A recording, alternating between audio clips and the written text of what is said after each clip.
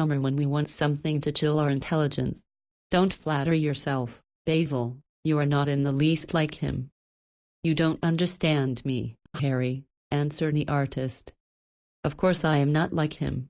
I know that perfectly well. Indeed, I should be sorry to look like him. You shrug your shoulders?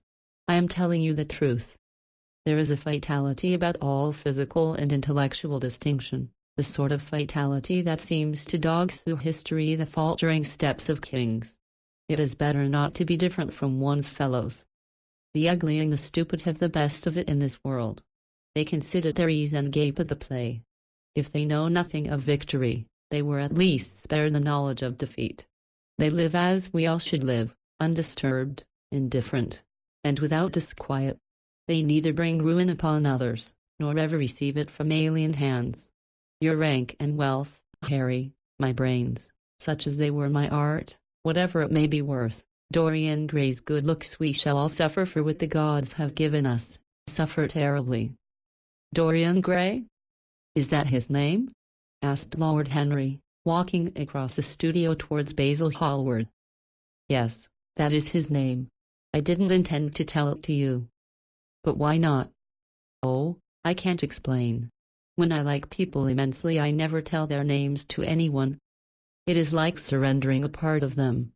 I have grown to love secrecy. It seems to be the one thing that can make modern life mysterious or marvelous to us. The commonest thing is delightful if one only hides it. When I leave town now, I never tell my people where I am going. If I did, I would lose all my pleasure. It is a silly habit, I dare say, but somehow it seems to bring a great deal of romance into one's life. I suppose you think me awfully foolish about it? Not at all, answered Lord Henry. Not at all, my dear Basil. You seem to forget that I am married, and the one charm of marriage is that it makes a life of deception absolutely necessary for both parties. I never know where my wife is, and my wife never knows what I am doing.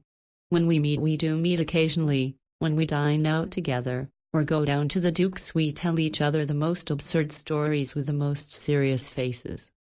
My wife is very good at it, much better, in fact, than I am. She never gets confused over her dates, and I always do. But when she does find me out, she makes no row at all. I sometimes wish she would, but she merely laughs at me.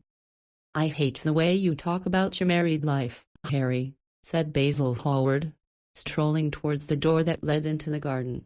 I believe that you are really a very good husband, but that you are thoroughly ashamed of your own virtues. You are an extraordinary fellow. You never say a moral thing, and you never do a wrong thing. Your cynicism is simply a pose.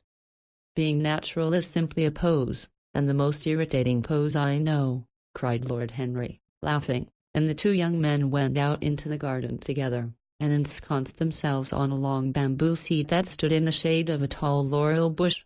The sunlight slipped over the polished leaves. In the grass, white daisies were tremulous. After a pause, Lord Henry pulled out his watch. I am afraid I must be going, Basil, he murmured, and before I go, I insist on your answering a question I put to you some time ago. What is that? Said the painter, keeping his eyes fixed on the ground. You know quite well. I do not, Harry. Well, I will tell you what it is. I want you to explain to me why you won't exhibit Dorian Gray's picture. I want the real reason. I told you the real reason. No, you did not. You said it was because there was too much of yourself in it. Now, that is childish. Harry, said Basil Hallward, looking him straight in the face, every portrait that is painted with feeling is a portrait of the artist, not of the sitter. The sitter is merely the accident, the occasion. It is not he who is revealed by the painter, it is rather the painter who, on the colored canvas, reveals himself. The reason I will not exhibit this picture is that I am afraid that I have shown in it the secret of my own soul. Lord Henry laughed. And what is that? He asked. I will tell you, said Hallward, but an expression of perplexity came over his face. I am all expectation, Basil, continued his companion, glancing at him. Oh, there is really very little to tell, Harry, answered the painter. and I am afraid you will